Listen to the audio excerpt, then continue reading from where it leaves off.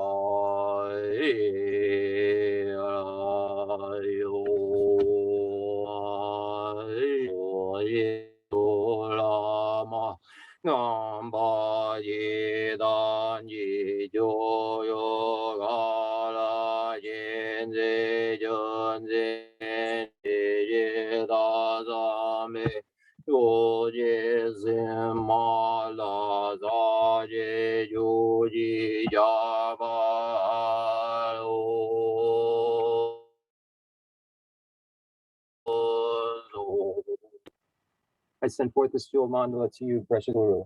Idam Guru Rana Mandala Gamni Radayami. Chiran Jari Janam La Janjo Badu Dani Jasu Jidagi Chinye Jipe Sanan Jidra Benji Sanje Jubashu. Chiran Jari Janam La Janjo Badu Dani Jasu Jidagi Chinye Jipe Sanan Jidra Benji Sanje Jubashu. Sanje Janam Doji Janam La Janjo Badu Dani Jasu Jidagi Chinye Jipe Sanan Jidra Benji Sanje Jubashu.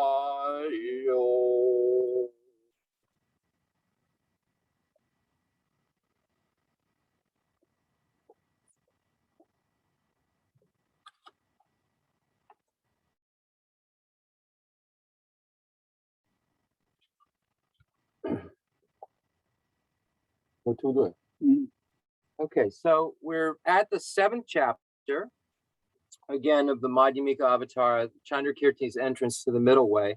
And we just went through the 6th chapter, which just has so much important information about emptiness in it. It's one of the kind of most cited sections of a text, besides the root wisdom text, which this is a commentary on, of course, that you'll find. You see the entrance to the middle way constantly quoted, and not only for its views on emptiness, but also its explanation of the other parts of the path. But it's really an unbelievable text when you dig into it. I've not dug into it until recently in my very short period of time as a Buddhist, and I'm starting to really dig into it and just see the value of the meditation within it, and to see. And I'm also finding, just before we get started, really advise everyone to go back to the first volume of the Lamrim Chemo and study all of the points about the greatness of the teacher and the greatness of the teaching, and how to listen to and explain teachings, and then it gets into the whole explanation. In those sections you find about the law of cause and effect and death and impermanence and going for refuge to the 3 jewels. So I really just advise everyone to spend some time with that first volume, because you really see how Lama Tsongkhapa has presented it as meditations. He says, once you've mastered this, then you move on. So there are meditations that are stages that one goes through in order to develop faith, in order to do that effort that you need and the perseverance, that all comes through meditation and reflection on the 8 leisures and the 10 opportunities, and the recognition of death and impermanence. All of these things that are very, very basic foundations, starting with relying on the teacher, of course, when we look at a Lam Rim meditation, all are necessary in order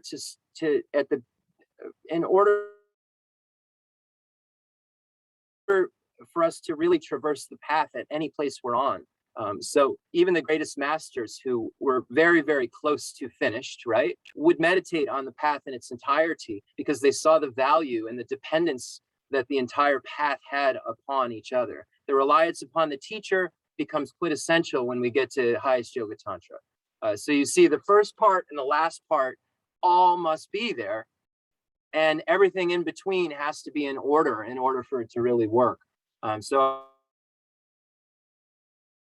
I just really encourage everyone to look at each chapter of that Lam Rim Chemo as a meditation and as something to realize, how to listen to a teaching, how to not have the contamination while you're listening to a teaching of the 3 pots, of an upside down pot where you're not really listening, or a leaky pot where all the information you're forgetting, or a contaminated pot where you show up and you have these wrong thoughts and ideas and they're just ruining the entire teaching because you have this kind of prejudice already in your mind. So you see that you meditate on these things so you don't attend a teaching like that, so you can attain the wisdom from hearing, the wisdom from contemplation, and the wisdom eventually from meditation. But it all relies on hearing, which relies upon hearing properly. So it's really incredible when you see how Lama Tsongkhapa has taken us like children by the hand to show us how to become Buddhas one step at a time without error. So I just encourage everyone, while looking at all this great emptiness, 20 emptiness, inner emptiness, outer emptiness, inner and outer emptiness, emptiness of emptiness, remember that we also need to have this guru devotion and this understanding of the law of cause and effect, and this leisure and opportunity that we currently have, this human basis that is so precious that we have, that allows us to study this stuff. And that'll help us to want to start to persevere when we realize we have this basis, but we're going to die. We don't know when. And the only thing that will help us when that happens is the Dharma we're studying. Okay. Rinpoche, the Dumba. The Larim Wondru that's Geshe.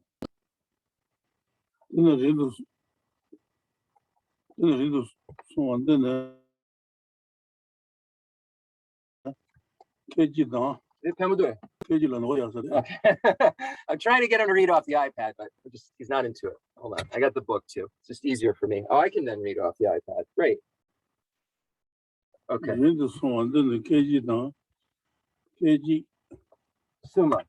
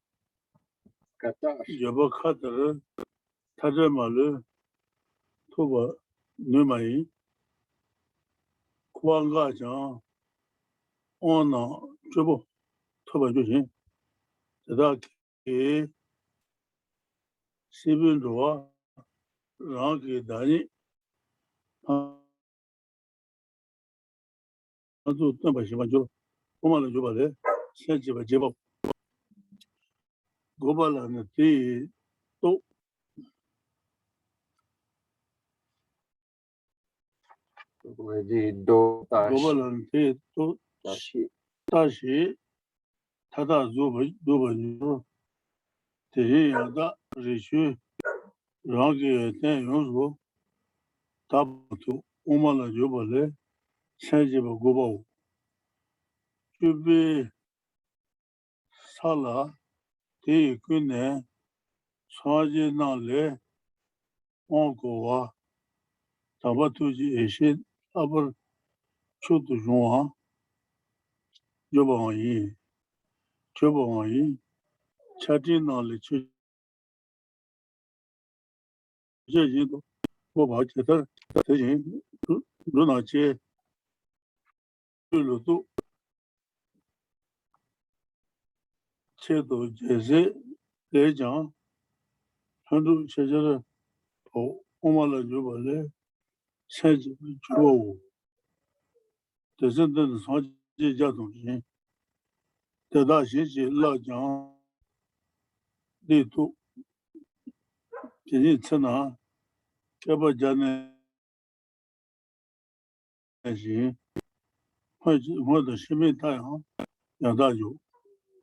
Rodent Yata Nubaran Juji, Ojete, Jide Kaja Kun, Yo, Yoshi no, the true Jede, Jeta, Meiji, Jara Chandan, Jende,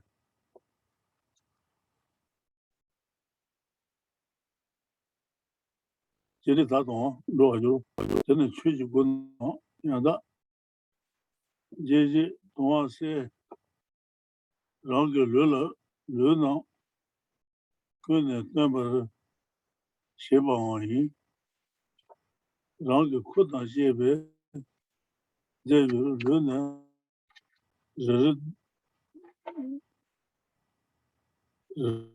Then wrote Gawane Be,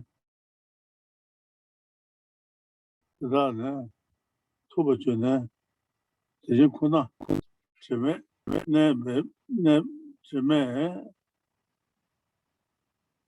Tubachuna, Tijikuna, Chima Mene Be, Ratuna, Yada, Tubajute, Sangabu, Nada Nala, Shaju Sebi, Shaju Seba Yin, Moshadan, Shiva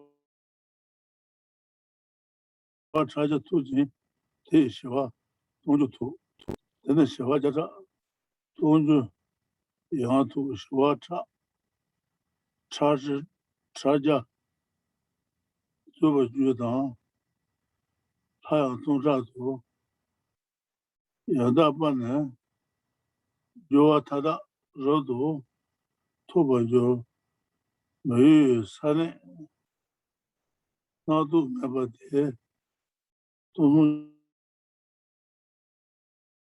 Jata, Undon, Jinena, Jusi Jine Yuba, Tenatan, Chanya Yodan, Tubajo, Lebilu, Sala Nebai, Shaju Seba, Shaju Sede, Haden Yodan, Chamana Jata Tundo, Aba, Toba Chaju, Jusi Tubajo, Rishi Jubunda, Jubunda, Ti, Yada, Maki Shu Leche, Ejushi, Maki Shu, Mai, Dona, Yuzi, Yobatani, Jo, Papi Kombo, Shaju Samba, Sanatan, Haji, Zozan, Jeko, Randedan, Tejin, Satan Lami, Metachan, Keji Lana, Dumbanu, The Ngatsu Sadumba, the Yunten lesson, the Digre. Okay, so we'll stop there. Just give me a moment. We'll kind of wrestle through this a little bit.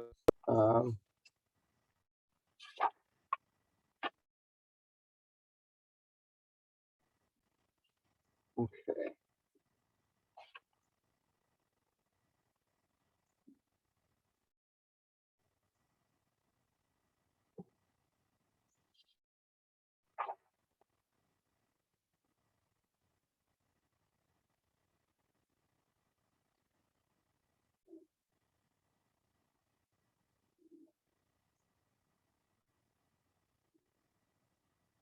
Jepa Nuji Pancha Pansa 야, Sajepa Rinpoche. 사지바라 저마다 Let's go. NGK look. Okay, seventh Bodhisattva ground. On far progress, the Bodhisattvas can at any instant enter and embrace cessation and gain the bright perfection of all skillful means. Short, right? A little bit shorter than the 6th chapter. 8th chapter. That they may gain in merit even greater than before, the great ones enter the immovable, acquiring irreversibility. So the afflictive obstructions are gone. So at this point, the Bodhisattva on the 8th Bodhisattva level, the Sajepa Nuji Panson. Okay, so at the 8th Bodhisattva level, the afflictive obstructions are gone. So it's similar to the cessation that a Hinayana foe destroyer would have, but the obstructions to omniscience are not. So it requires the remaining grounds in order to get rid of the small, medium, and great, and all the levels of those imprints of the afflictions, the obstructions to omniscience. So that's what we're talking about on the 8th ground. We'll look at it more when we get into detail, but it's good to just kind of know the generality here. And of course, there's, the details within that generality that are important. The great ones enter the immovable, entering irreversibility. Their aspirations now are utterly immaculate, and from cessation, they are roused by Buddhas. Because without desire, their minds are henceforth free from faults. Upon the 8th, impurities are stilled together with their roots, but through defilements are no more, and nothing in the triple world surpasses them. The boundless space-like wealth of Buddhahood lies still beyond their powers. Samsara is now stopped, yet thanks to the 10 hours that they have gained, they show themselves in various ways to those who wander the world.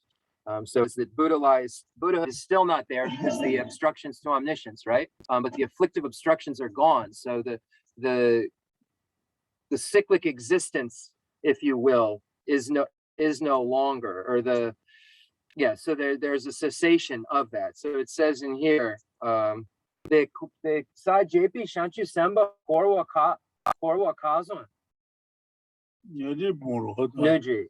과 보바 아이지 말에 Okay, so we can't say that they have abandoned cyclic existence. We can't use those words at the 8th Bodhisattva ground. We can say, the Shanchu Semba, Sa JP Shanchu Semba, the Teme da Jomba, the Nuji Pacha Chipa, Yomarbe. 팀에서 정말 여지 바샤 유저로 Teme da Jomba, Nuji Ponsa, Nuji 여지 본서로 바샤 유저로 Pacha, then 사지바라 여지 바샤 유저 Sa Jepan, you may. 사지바라 너무 본도 너무 본도 너무 바샤 본도 Okay, so the afflictions are abandoned at that 8th Bodhisattva ground, but the imprints to those afflictions are not abandoned. So they have not reached Buddhahood. Buddhahood still lies beyond their power because of this.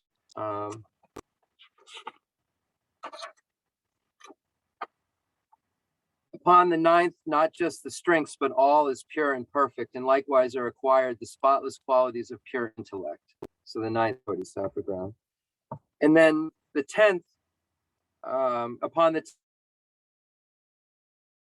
10th ground is received supreme empowerment from all the Buddhas, and primal wisdom reaches its perfection. And from these bodhisattvas, Dharma rain like torrents from a water-laden cloud, falls free and uncontrived, that wanderers may grow their crops of virtue. Rinpoche, the Sa Jupa, Shanchu Samba, the Sanje, Neja Lana maybe Ju Wong Nong, the Jutsun, the Dutsu. 사지바라 하나만 대고 사지 So then the Sajupa, just bear with me a moment here, folks.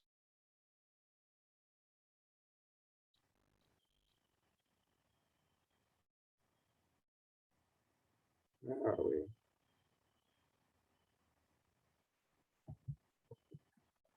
I see. Hold on.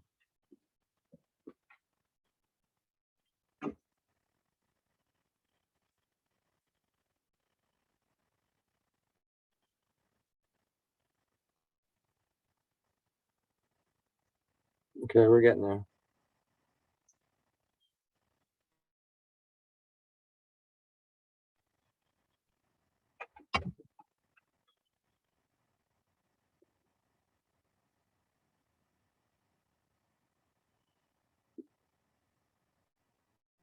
Yeah.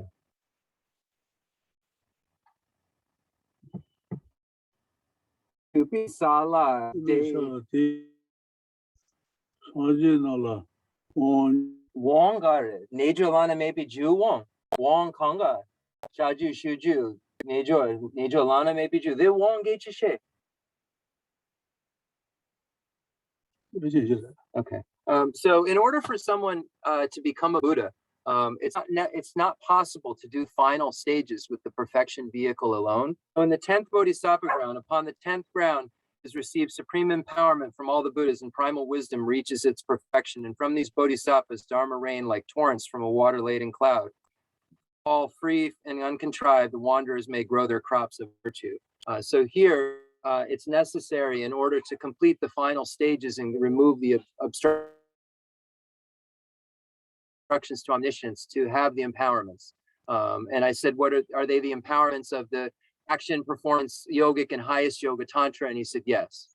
So it can't become a Buddha without having those final stages.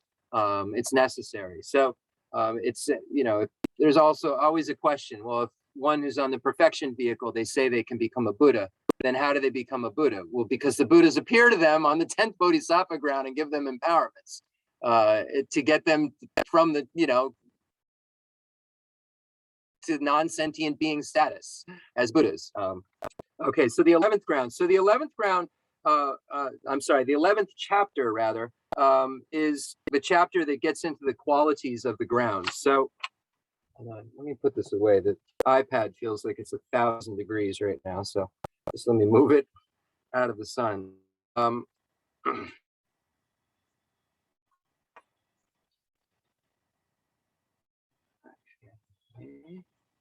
Chapter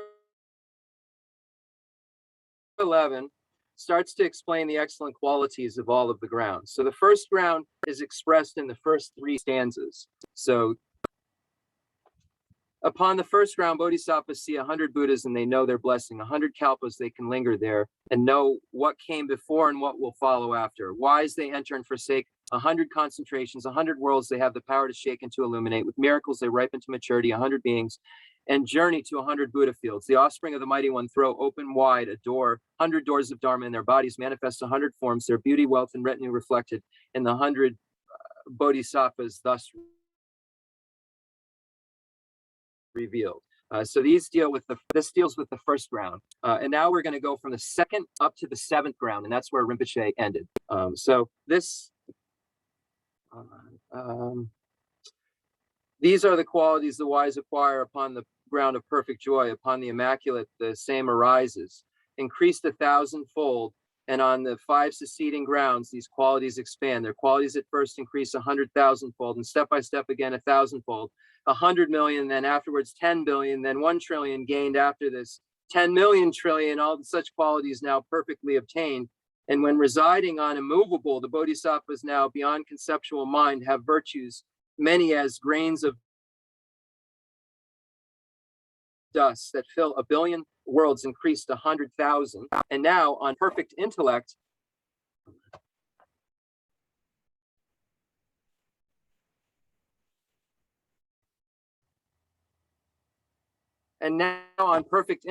all virtues mentioned earlier are theirs, increased to equal all the grains of dust to fill 10 times 1,000 billion, countless billion worlds. To say the least, the qualities of the Bodhisattvas resting on the 10th ground lie beyond description. I think I skipped ahead. Hold on one second. What did I do here? Chapter 11.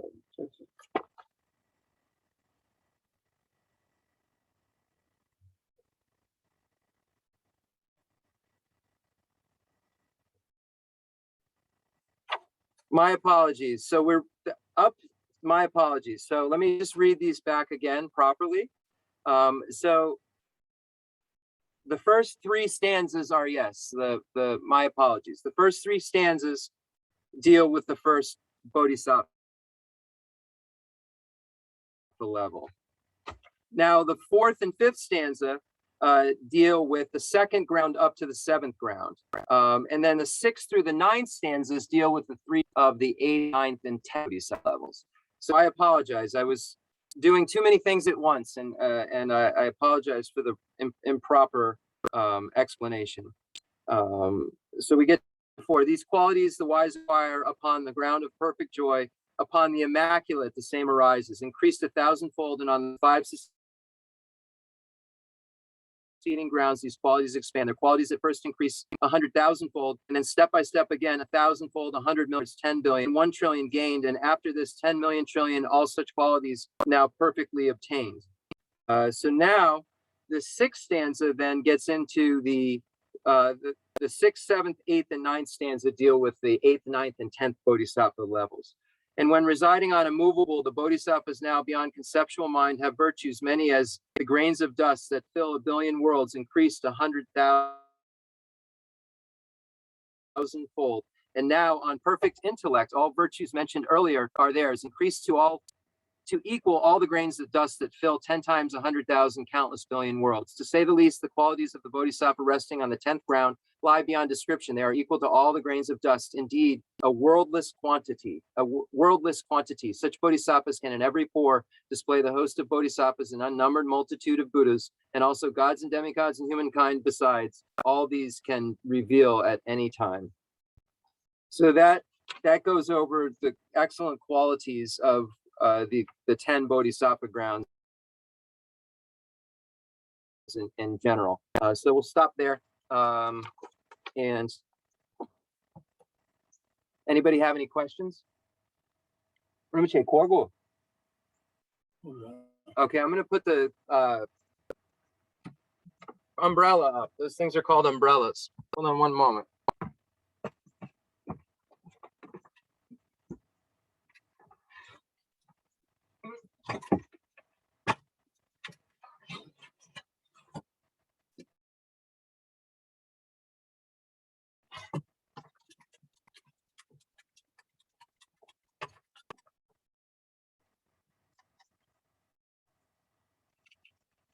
There you are.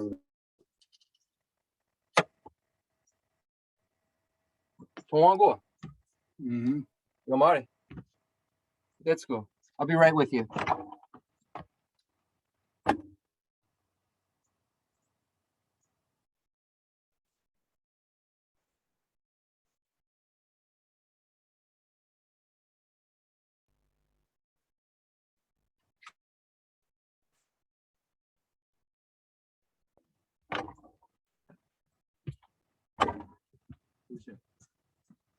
That's true. I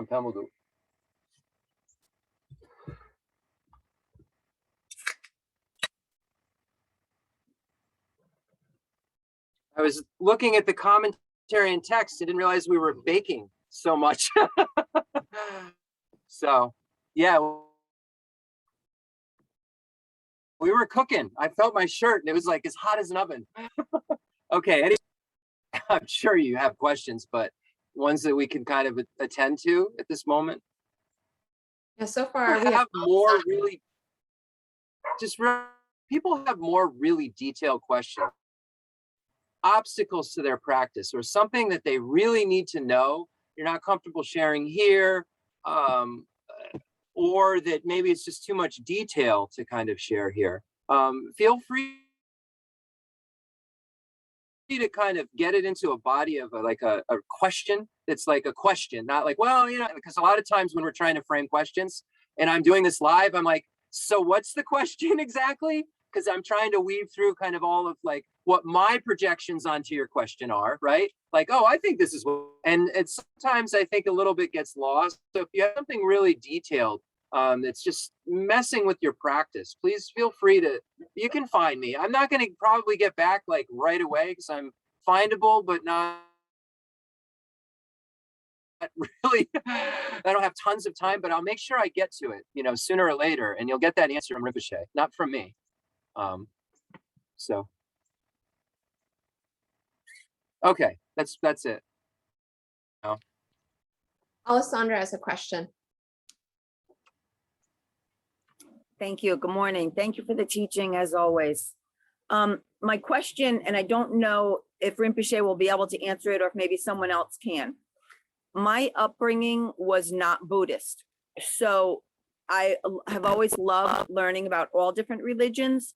And there always is a theme of from dust to dust.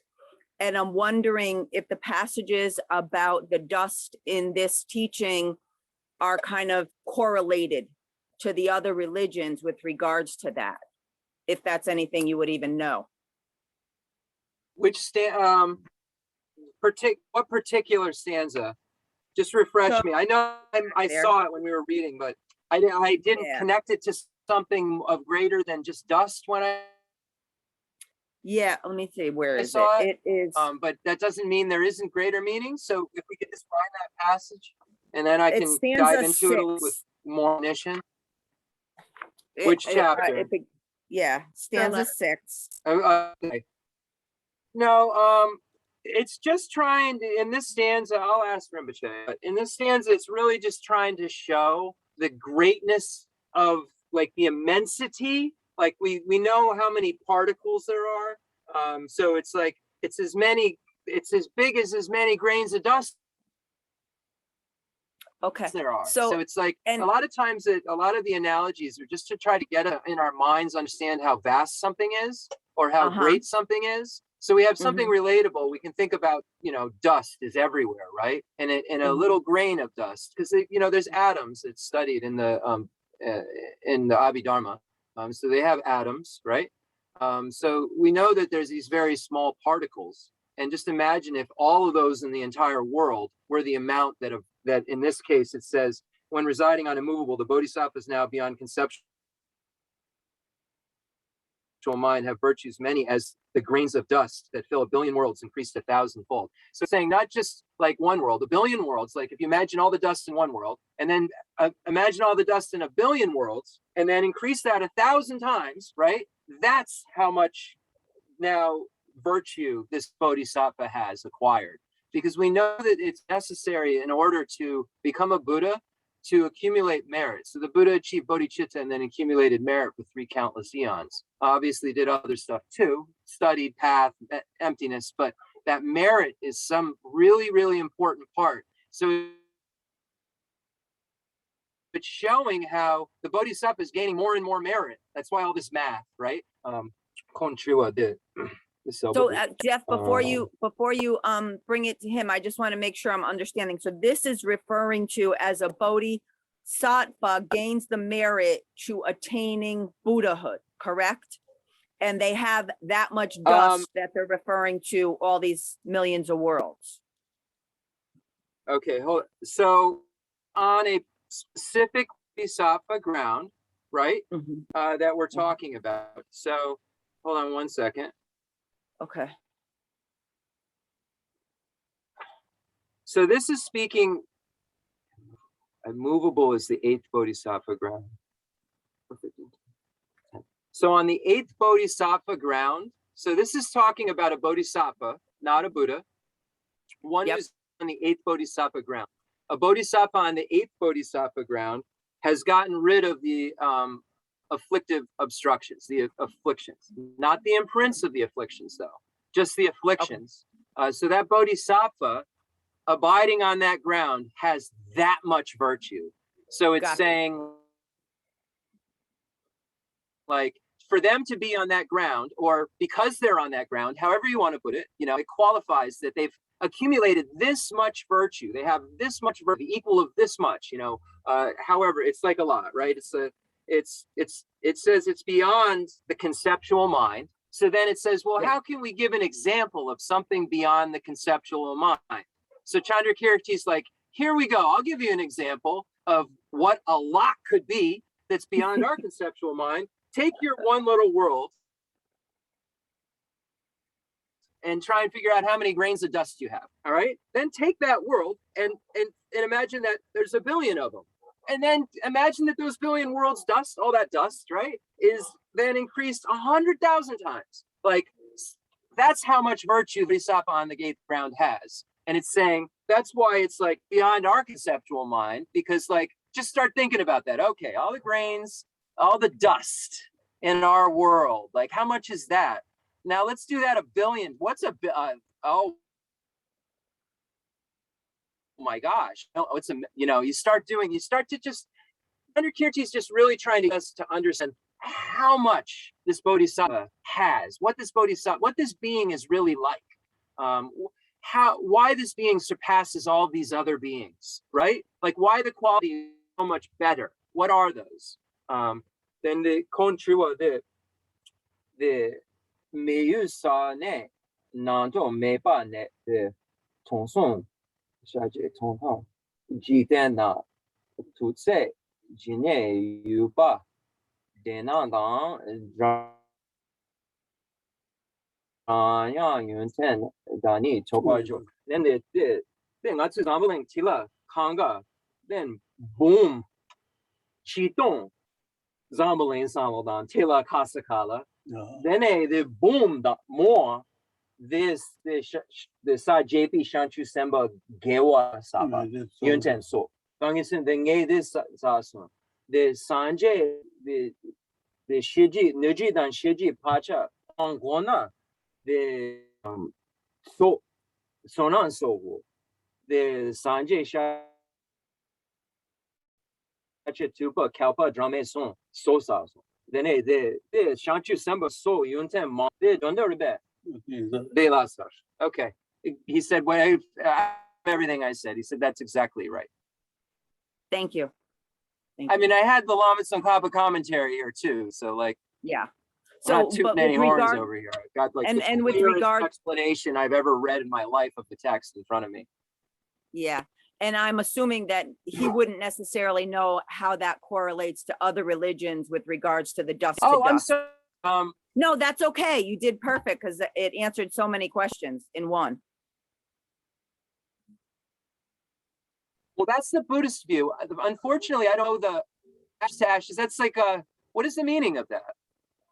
What is the meaning of that in another tradition? What does that mean? I mean, I've heard Yeah. it 5 million times. Yeah, Is it about, what is it about? Till death do us part, as something like that? it's about, What is this we about? come from dust Ash, and what we is that return about? to dust. It's really about where we come I from and see, what we okay. return to. So, and it feels to me like it I correlates, think I may have but known that. and I think that your comprehensive answer kind of answered a lot of other questions. So thank you. Well, see, here the thing is our consciousness does not turn to dust because it's not formed. So we may have our compositional factors, our physical factors, right? We could say Yes. maybe have this kind of concept of from the ashes or from the elements, right? From all the elements that come together then form our aggregates. Not talking about the mental consciousness, right? Because Correct. ash would necessarily be form, and so that's where the Buddhism would differ, right? Because we have this mental conscious that isn't our body, that our body is just carrier of, almost, if you will, and the consciousness that To my we understanding, consider the other I. religions, and to my understanding, other religions also, that's the point they're trying to get across. That we are not the body. The body is the vehicle, and it returns to dust. To But my isn't understanding, I could be most wrong. of those so. religions posit a pure body that is us, an Atman that is Jeff when we die, that is then regenerated? Well, they call it, they have Doesn't different the names body, for it. Perfect Spirit, body Holy that is this Spirit. body, this Jeff's body? I'm sorry? isn't it posited that this body then, when we die and go to heaven, and in other religions, that there is this Jeff, right? And that Jeff will be again, but have none of the problems that Jeff has in this world. But the Jeff and Jeff's body will continue in some form, no? Well, I don't again, know. Yeah, I again, don't know. I can't necessarily speak to any great detail of what they really posit. My experience from conversation is depending on the levels of understanding from the person I'm speaking to. Generally, they all say that the body, we are not the body. The body has a name, there's a soul, there's a spirit, whatever they call it. The body dies and the spirit, and then there's differences in where it goes and what happens to it. So, but I think the general consensus is that the flesh that we walk around in is not who and what we are, ultimately. Yeah, Buddhism Sounds would very posit similar the to same Buddhism. thing. Yeah, yeah. But Buddhism would say that, we're from our previous moment's consciousness, not Correct. from ash. Maybe physical we could talk about, but when we get to this continuum of lives, Yeah. it becomes a little bit difficult. But why not? I mean, you could, Lobsang La, are you there? I don't know if Lobsang is with us today, but I'd love to have him in this conversation if he is.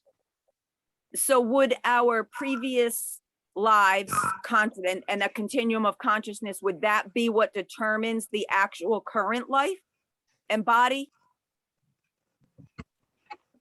The previous lives consciousness, yes. The throwing and completing karma is what brings about our body and all the things that are happening in our lives.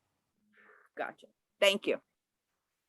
No, you didn't have any need for any more question, right, Jeff?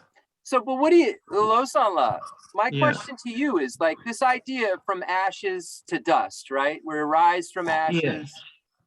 Is Buddhism, could we in some ways, because of elements, right? Like this coming Yeah. together and then a perishing? I mean, it's a This metaphorical impermanent statement, nature? right? It's basically a metaphor, poetic metaphor that means that our lives are impermanent, like in the source of all my good, the text that's in the prayer book, but it's the condensed Lama in prayer by Tsongkhapa, and it says, my body is as fleeting as the bubbles in the sea froth of a wave. It's the coarse impermanence that we die. That's, I think, the meaning of ashes to ashes, dust to dust. And it seems like that's the correlation. Yeah, we accept that. I don't think it's really a metaphysical statement as far as I've understood it. It's a metaphor, more of a metaphorical statement. But yeah. But yeah, that's a great connected to the use of the word ash in this context, which is, as you said, just to get the mind thinking big and vast. No, that's a great. It's just, if we're looking at it, it's just a metaphor for impermanence. And great reference. My body and my life in it are fleeting as the bubbles in the sea froth of a wave, right? Bless me first thus to recall the death that will destroy me soon, and help me find sure knowledge that after I've died, the things I've done, the white or black, and what those deeds will bring to me, follow always close behind, as certain as my shadow.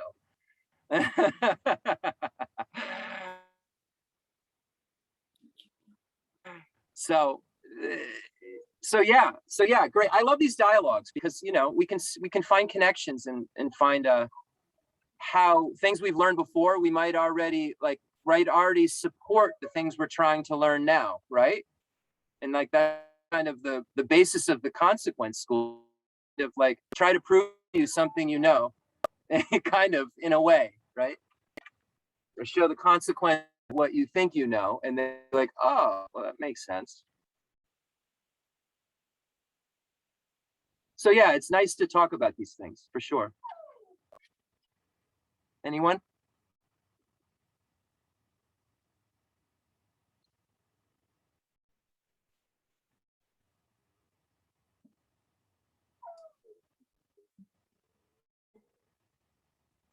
So right in that same stanza, right, it says, and what those deeds will bring to me, follow always close behind, as certain as my shadow, showing how everything that we do is always going to produce a result.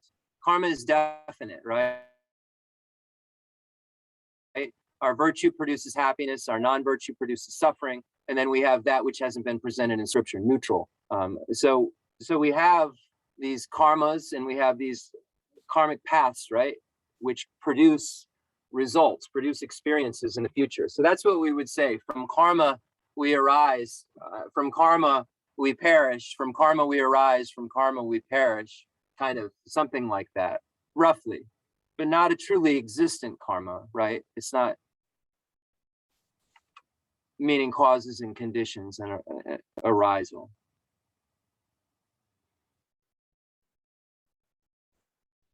But the Buddha said that the understanding of karma is more difficult than anything. It's more difficult than emptiness, because it really takes an omniscient mind to understand all the variables, because it takes our throwing karma and then conditions that are around us, and it's so many different things in order for us to experience one, to have one experience, right? So it's really difficult, and it's not something that we can say, oh, this is so easy to understand how this all comes about. Okay, we have two questions that just came in, if you're ready. Hey. So Melinda or Lobsang, and then Stasha. Hi, thank you for all your teachings. This is a Melinda question, not a Lobsang question. Okay. This might seem a little silly, but I know that a bodhisattva's wish to help all sentient beings is immense and, you know, always there. So as they travel or, you know, develop through these different stages on the different bodhisattva grounds, are they still fervently trying to and helping all sentient beings at the same time? What was the last part of it? The last part. So are the they... bodhisattvas, as they traverse through their development on the different grounds going towards Buddhahood, simultaneously, are they actively helping or trying to help all sentient beings? Okay, the Rinpoche, the Shanchu Semba, the Sa Tambo Nipa Sumba, the Shansa, or the Khensur Drona, then Khensur the Dunda, the Shanchu Jisam, the sentient Tamche, the Pembo, the Dunda, the Shendun. Then the Sa Tambo Nipa Sumba, the Shanchu Semba, the Khensur Nyalanche Dang Sentient Tamche Ropa Chegudu, the Nupa Yurbe. Then the Sa Tambo Shanchu Semba, the Shanipa, the Sa Nipa Shanchu Semba, Nupa Moa Yurbe, Nupa Moa. Then the Nupa, the Sentient Pen Nupa Moa. Then so as they traverse these bodhisattva grounds, they do aid and benefit sentient beings simultaneously, and their ability to do so increases more and more as they get to Buddhahood. So because they have less, right? To make sense, they've gotten rid of these coarse afflictions, and now the more subtle ones are going away, so they're having more abilities to help. And their ultimate aim is to be of benefit to all sentient beings. Then the Satambi Shanchu Semba, the Sajupi Shanchu Semba, Sajupa, the Sanchu, the Semchen Pembo, the Nupa Chewa. Yeah, okay. So yeah, the 10th Bodhisattva ground, the 10th level Bodhisattva has much more ability to aid sentient beings than a first ground Bodhisattva. So their ability increases as their wisdom and method and wisdom increases. Thank you. That was great. That was something I hadn't thought about, and it made me think about it. So thank you very much.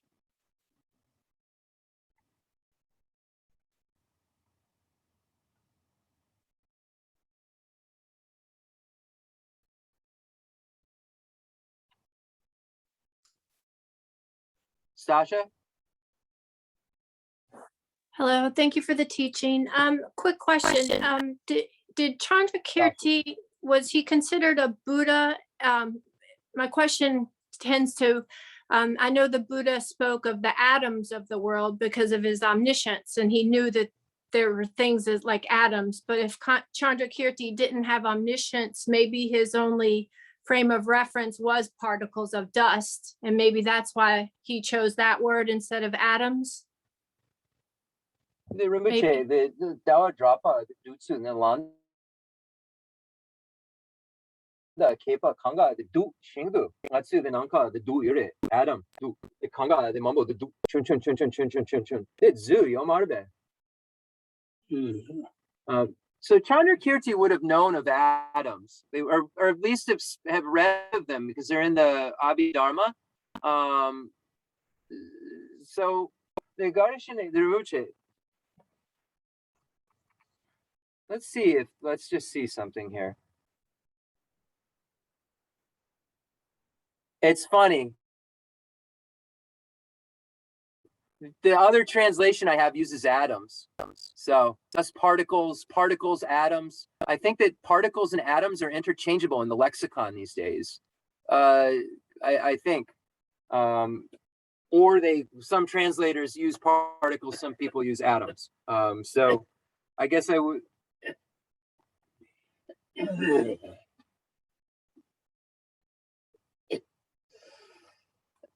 Yeah.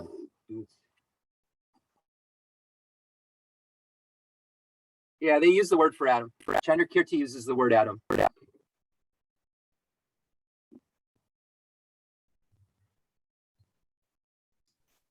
Do. Okay, we have Priscilla and then Coleman next.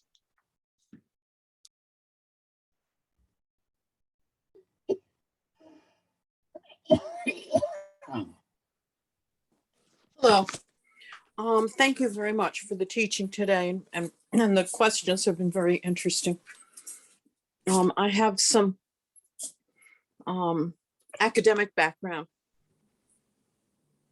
in comparative religions, and so have maybe a partial answer to what Alessandra posed. And that is that, and this may be metaphorical, and for some people it really is not metaphorical, but to fundamentalists, it is absolutely real, is that in Christianity, the from dust to dust goes back to the origin story in Genesis, in which the Christian God actually took clay, like dirt from the ground, and made it into living being. And I think that is it. And so from my then understanding of what our teachings are today, that is very different from what we discuss in Buddhism, and certainly what we understand in reincarnation. Thank you for that, because if ashes, if that's based on creation theory, we obviously posit no creator God. So yep. I want, that's all I can say, because I don't know, I don't have that background in theology, but I definitely can posit that we say there is no creator God, and that we are abiding because of previous actions. Right. So our experiences so are from our previous. So that's a very, very basic difference. Almost done. You just have to go here. Thank you. Well, if I'm right, thank you. Thank you very much. Coleman? Yeah, hi, good morning, guys. I just had a quick question. Is emptiness, realizing emptiness, a prerequisite for Tantra, or can you do Tantra without realizing emptiness? When you What? say, Sorry. you mean, so like, it's like, you can practice bodhicitta, like meditate on bodhicitta, having bodhicitta, right? Yeah, But that doesn't make you a bodhisattva, right, right? It makes you someone aspiring to be a bodhisattva. right. Look at Tantrayana like that. If you're practicing Tantra, if you Rinpoche, the Ju, then the Tony Dopi Shera Mena,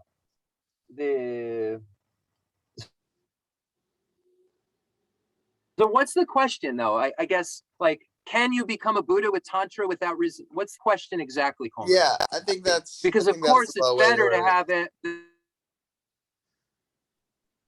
Sorry, you're breaking up, Jeff.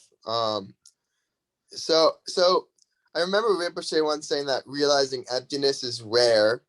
So if someone realizes emptiness, wouldn't they just jump on the Tantra path to you know, realize or become a Buddha more quickly? Does that make sense?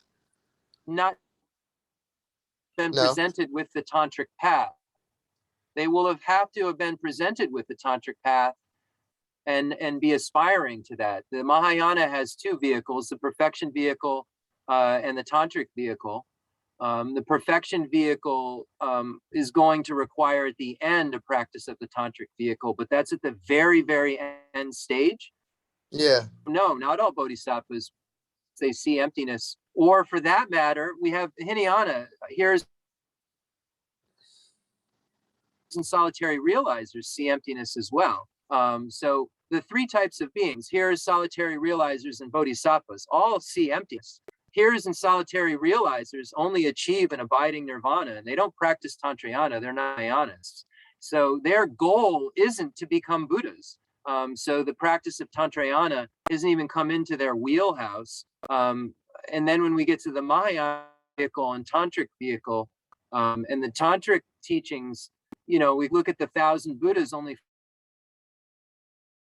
4 teach Tantra. And that means that all those beings are progressing the stages and then having to have a Buddha come to them in the 10th ground and teach Tantra, because they're not teaching in these world systems. Like Shakyamuni did, we got lucky, but you know, in 3 million years, we may be a sentient being and there isn't a Buddha that taught that. We just don't have any Tantra in this world. And, you know, luckily, if we're lucky, we have Mahayana perfection vehicle, and that is reality at time. So we're in a very, very special time to be able to practice Tantra. But yes, realizing emptiness, obviously, Tantra is based on this idea of action, agent, object, emptiness, right? All the deities arise from emptiness. But if we haven't seen emptiness, it doesn't mean that we can't start to practice the kind of facsimile of those things, right? So I guess that's the answer. Tony Dopi share mena ngasu nga nyanglan chegudu.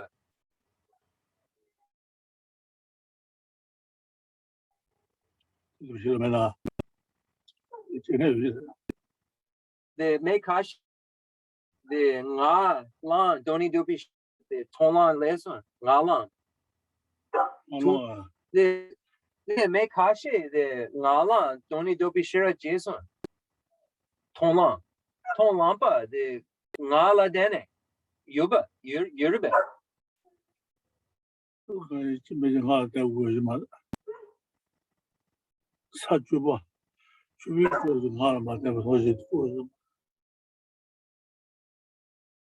Ine the ngetri wa the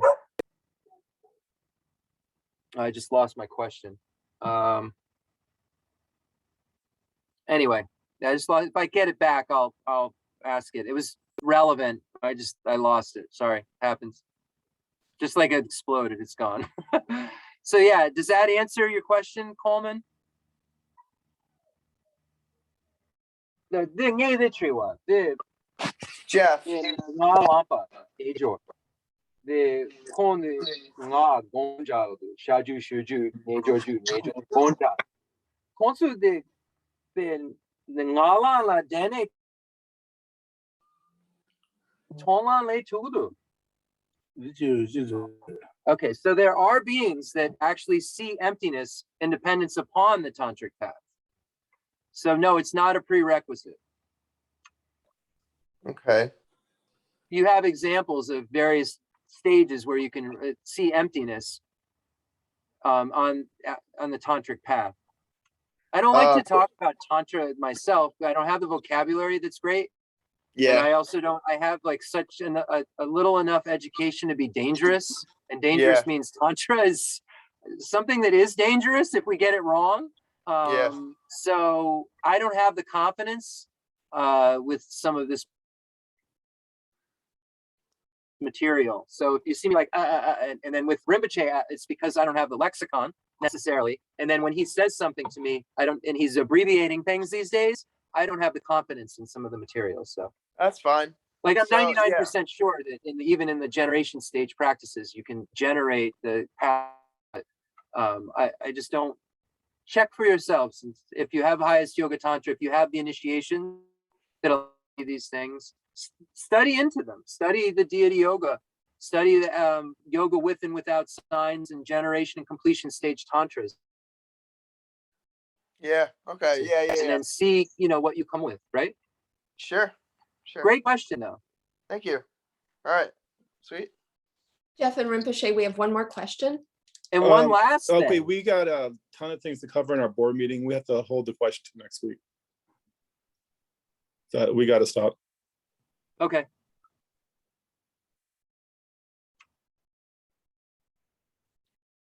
So Terry Flynn has a question, and one just came in from, I'm not sure who, but someone titled KC. So we'll get to that next week, I guess. Thank you.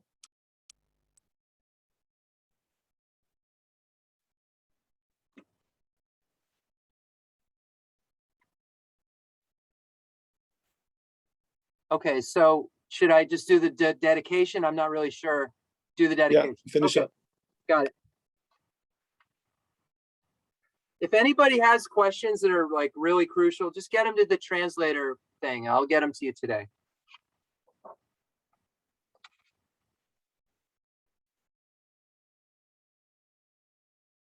I apologize for not announcing the board meeting prior to let people know we were on kind of a time restraint. That was my apologies. The fundamental ground is scented with incense and strewn with flowers, adorned with mountain continents, the sun and the moon. I imagine this is a Buddha land and offer it. May all by this pure realm. I dedicate whatever virtues I have collected for the benefit of the teachings and of all sentient beings, in particular, for the essential teachings of Venerable Losang Drakpa to shine forever. I send forth this jeweled mandala to you, precious Guru. I dedicate all this virtue to emulate the knowledge of the hero Manjushri, and likewise to Mantabhadra as well, with whatever dedication is praised as supreme by all the conquerors who traverse them 3 times. I also dedicate all my roots of virtue for the sake of auspicious deeds. In that pure land surrounded by snowy mountains, you are the source of all benefit and happy. Avalokiteshvara Tenzin Jatsu, may you stay until samsara's end. I pray for the long life of the precious Khensur Rinpoche, upholder of scriptural spiritual friend who trained extensively in the 5 great philosophical texts with exceptional wisdom and perseverance. Okay, so that concludes. Thank you, everyone. It was really a great dialogue. Appreciate all of you. We'll continue next time. Jeff, one more thing. I was just looking up your translator email address. I couldn't find it in time. Could you tell everyone what your email address is if they have a question? Yeah, it's translator@chenrezigcenter.com. And do anyone I'm saying this to, I do not check my email very regularly. It's not like I'm on my, I got an email. I have like 4,000 unread emails, but I do check the translator one, like, because there's activity like a couple times a week. So just today I'm going to check it, but I'm just telling you in general, if you start emailing me, I may not get to you right away, and don't feel like I've just, don't care. It's so busy here. And so like, there's just a lot going on. So just know I care. Okay, board meeting is on another Zoom, so that's emailed to you. Oh, how do I do that? Oh, I'm going to have to do it on a phone. I'll just, my phone's dead. Hold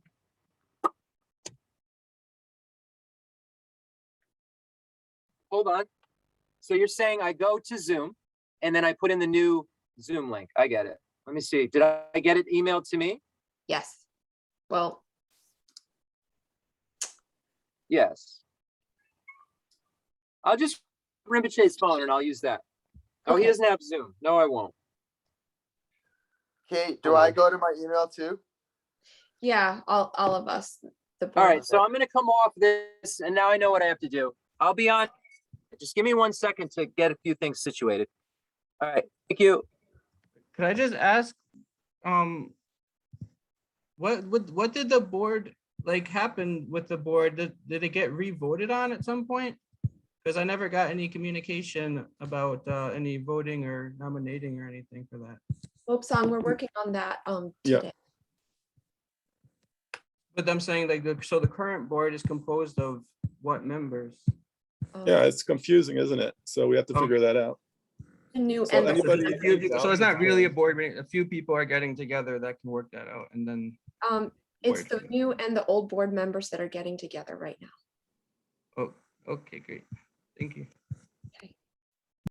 Bye, everyone. See you next week.